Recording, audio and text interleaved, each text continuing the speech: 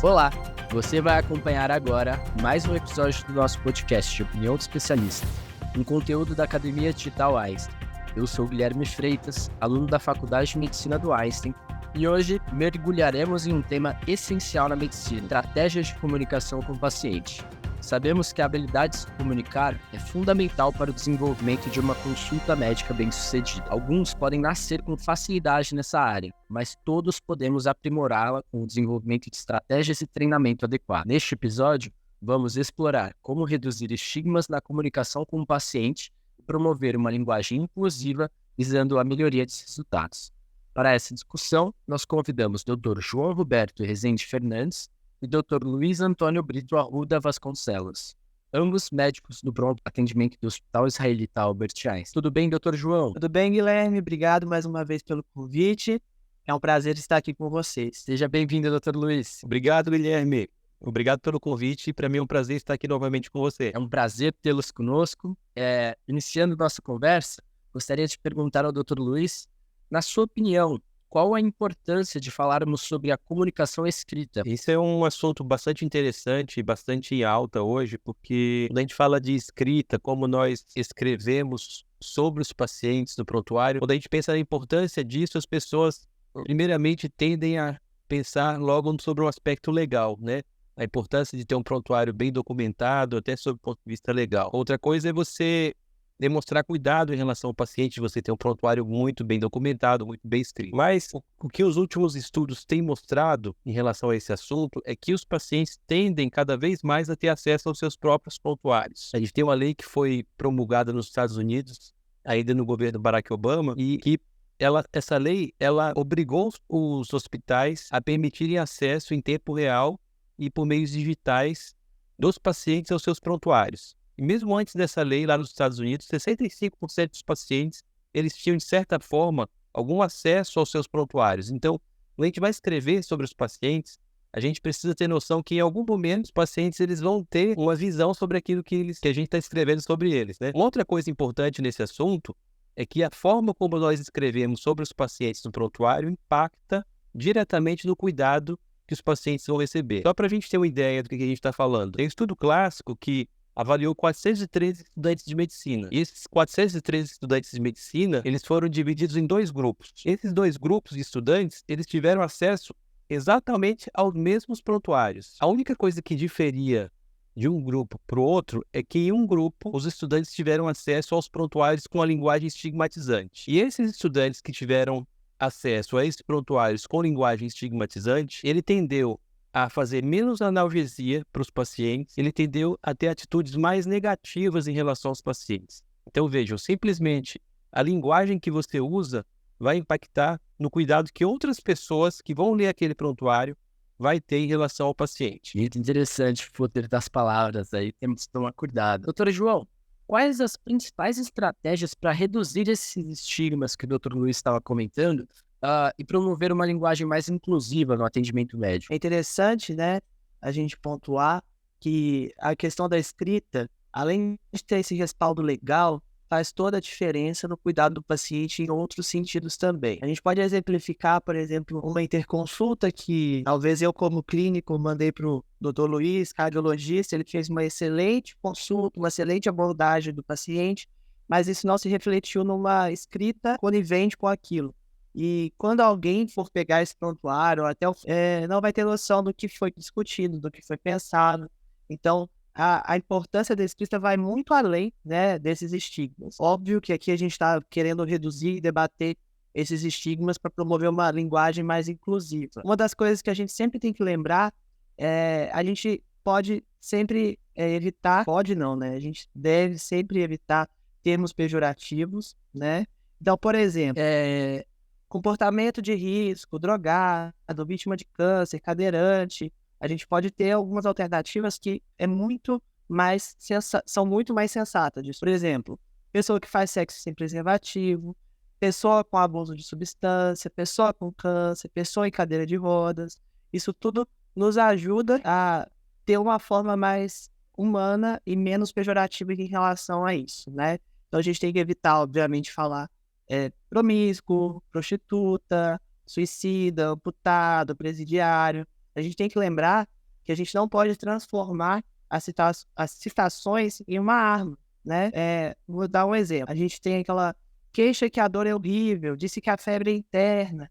E muitas vezes as pessoas até colocam isso no prontuário entre aspas.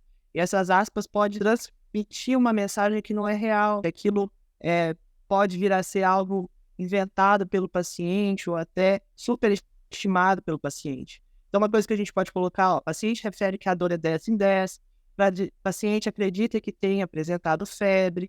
É a mesma informação numa linguagem muito mais importante e muito mais validada. Outra coisa que a gente sempre tem que lembrar em relação à linguagem inclusiva, a gente vive num mundo que, infelizmente, a população LGBT ainda sofre muito preconceito, né?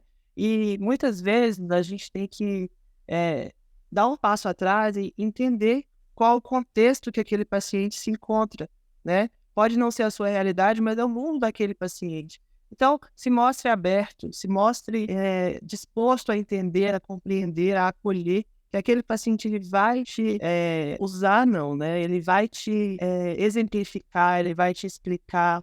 E isso que é interessante. O paciente já está num momento de fragilidade, né? Quando a gente fala de um setor de pronto atendimento, um setor hospitalar, já é uma situação que a gente está fora da nossa zona de conforto. O que a gente menos precisa ali é ter qualquer tipo de pré-julgamento, seja verbal, seja escrito, né? Para o colega que pegar aquele prontuário, né, ver no dia seguinte, não é para estar colocando como uma opção sexual, como algo que estigmatiza aquele paciente, porque não é algo que estigmatiza aquele paciente. Então, você pode colocar orientação sexual, parceiro, de forma que evita, obviamente, o julgamento e sempre evitar qualquer tipo de culpa que julgue para o paciente. Por exemplo, o paciente se nega a receber tal medicação, né? Aí você pode colocar, o paciente, neste momento, opta por não receber medicação, pois está deixando... aí você pode justificar, né?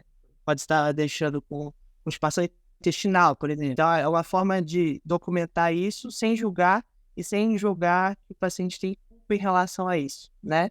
Outra coisa que a gente sempre fala é evitar referências sociais sem objetivos. Um exemplo, né? Paciente negro de 52 anos com dor torácica. O que não tem sentido, não tem objetivo nenhum a gente ter que falar que o paciente é negro. Então, a gente pode falar paciente de 58 anos com dor torácica. Não é uma queixa ou algo que necessite desse tipo de referência que pode vir a ser julgado de forma errada, dependendo de quem lê aquele prontuário ou de quem recebe esse... Doutor Luiz, como o Dr. João já estava citando, existem alguns rótulos que podem ser estigmatizantes para o paciente, né? Gostaria de perguntar ao senhor como evitar esses rótulos para garantir um atendimento mais respeitoso. Eu acho que a grande questão aqui, Guilherme, é a gente tentar sempre buscar a solução para o problema que está sendo apresentado e sempre evitar generalizações. Porque eu vou colocar alguns exemplos aqui e a gente vai ver que as generalizações, elas não são úteis e pelo contrário, elas vão propagar um rótulo que muitas vezes vai prejudicar o paciente e vai reduzir a nossa chance de explorar o que realmente importa para o paciente, né? O João começou a falar, por exemplo, a questão do paciente não aderente. A partir do momento em que você simplesmente escreve que o paciente é não aderente, o próximo colega provavelmente ele vai ver aquele prontuário com outro olhar,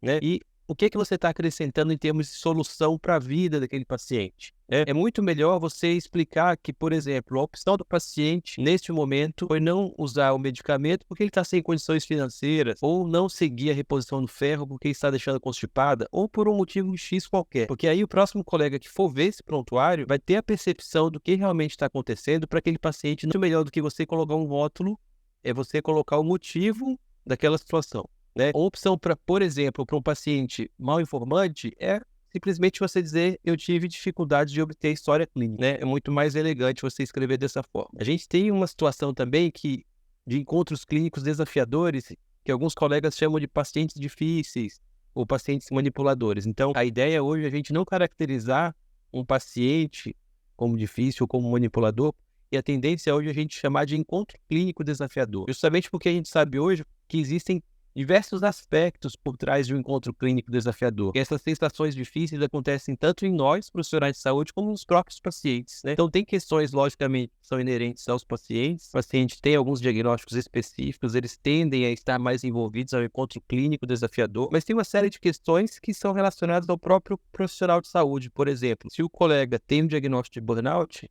estima-se que ele tem 12 vezes mais chance de ele participar, de ele estar envolvido em um encontro clínico desafiador. Então, mais uma vez, assim, eu reforço a importância da gente tomar cuidado com a forma que a gente escreve, porque isso vai perpetuar a forma com que o paciente é cuidado. Tem um estudo que foi feito também lá nos Estados Unidos com médicos emergencistas e eles avaliaram 655 médicos emergencistas. E eles viram que aqueles que usavam um termo chamado Sickler, que é um termo que é pejorativo lá nos Estados Unidos para se referir aos pacientes com anemia falciforme. Aqueles colegas que usavam esse termo, eles controlavam menos a dor dos pacientes falciformes e eles também tinham mais atitudes negativas dos pacientes com diagnóstico de anemia falciforme. Então, percebam que a forma que a gente trata as palavras tem impacto. Doutor Luiz, numa situação em que nós não somos os médicos que estamos escrevendo as palavras estigmatizantes, mas você já está recebendo uma avaliação, você reconhece essas palavras com estigma para o paciente. Como evitar que a gente, na nossa prática clínica, saia com esse pré-julgamento? Tal? Você tem alguma estratégia? É um desafio muito grande. A gente como ser humano, a gente está sempre julgando o tempo inteiro, né? Não só a partir de informações no prontuário, mas fora até da medicina, se a gente for ver, o nosso grande desafio é não julgar, né? Eu acho que você ficar isento daquelas informações prévias e ter a impressão sua do paciente, eu acho que é o passo inicial. Eu acho que esse é o grande segredo, né? Você ter a sua impressão independente de estigmas do prontuário, taxações, rótulos. Eu acho que esse é o grande desafio. Obrigado, doutor Luiz.